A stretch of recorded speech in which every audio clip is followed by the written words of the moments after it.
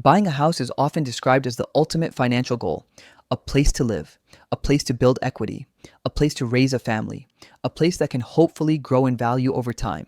And for many people, home ownership can be a great long-term decision. But there is one problem.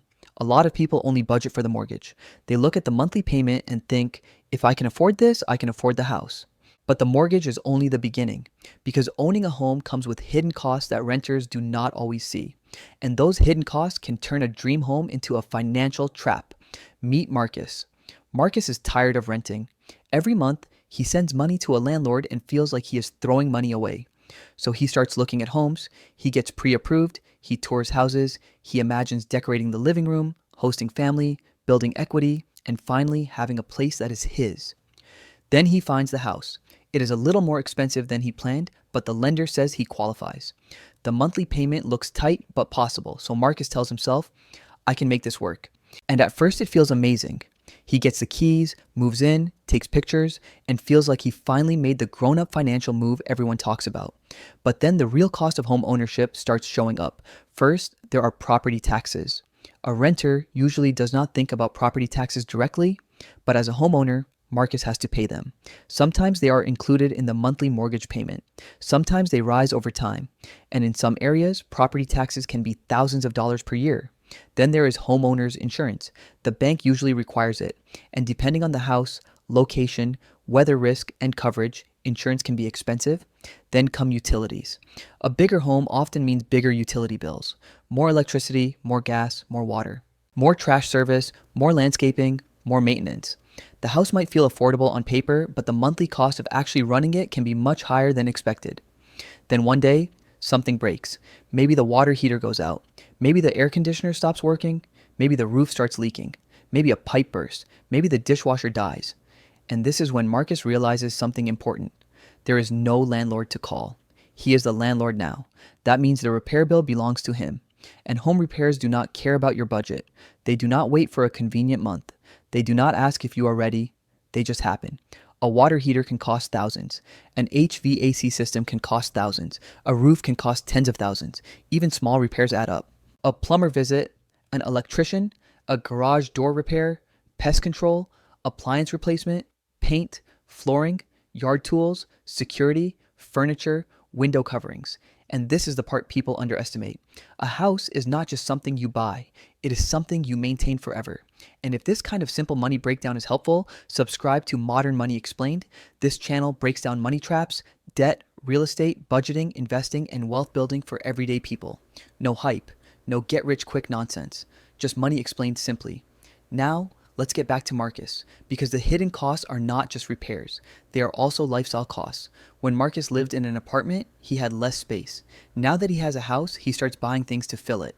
A dining table, a couch, a bigger TV, bedroom furniture, patio furniture, tools, decor, storage shelves, a grill, a lawnmower, holiday decorations.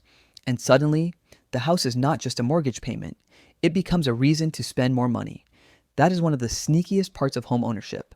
A bigger house can create a bigger lifestyle. More rooms to furnish, more space to clean, more yard to maintain, more projects to improve, more things to upgrade, and every upgrade feels justified because it is for the house. This is how home ownership can turn into lifestyle inflation. Then there are closing costs. When Marcus bought the house, he had to bring more cash than just the down payment. There were lender fees, title fees, escrow fees, appraisal fees, inspection fees, prepaid taxes, prepaid insurance, and other costs that made the purchase more expensive than he expected. And even after moving in, there were still costs: moving truck, boxes, new locks, cleaning supplies, minor repairs, furniture delivery, internet setup, and all the little things that make a house livable. A lot of new homeowners do not feel broke because the mortgage is too high by itself. They feel broke because the mortgage plus everything else is too high. That is the real issue. The mortgage is the visible cost. The hidden costs are what create the stress. This is why buying the maximum house you qualify for can be dangerous. Just because the bank says you can borrow a certain amount does not mean it is wise to spend that amount. The bank is mostly looking at whether you can make the payment, but it may not fully understand your lifestyle, your stress level, your savings goals, your car payment, your kids, your family obligations, or your need for breathing room. The bank might approve the loan, but you still have to live with the payment. And if the house eats all your margin, you become house poor. House poor means you own the home, but the home owns your paycheck. You might have a nice kitchen, a nice backyard, a nice neighborhood, but very little money left over after the bills. No room for emergencies, no room for investing, no room for vacations, no room for repairs, no room to breathe. That is not financial freedom. That is a beautiful cage. Now, this does not mean buying a home is bad. A home can be a great financial move. It can provide stability, it can build equity, it can protect you from rising rents, it can become a long-term asset, but only if the full cost actually fits your life. Not just the mortgage, the full cost. So how should someone think about buying a house?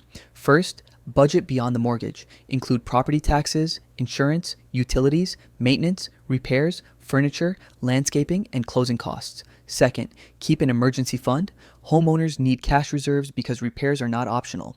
Third, do not buy at the absolute top of your approval. Leave breathing room. A house should improve your life, not financially suffocate it. Fourth, remember that maintenance is guaranteed. Maybe not every month, but eventually something will break. And fifth, be careful with upgrades. Not every home improvement is an investment. Sometimes it is just spending money in a nicer way. The lesson is simple. Owning a home can build wealth, but only if you understand the full cost. The mortgage is not the price of home ownership. It is just one piece.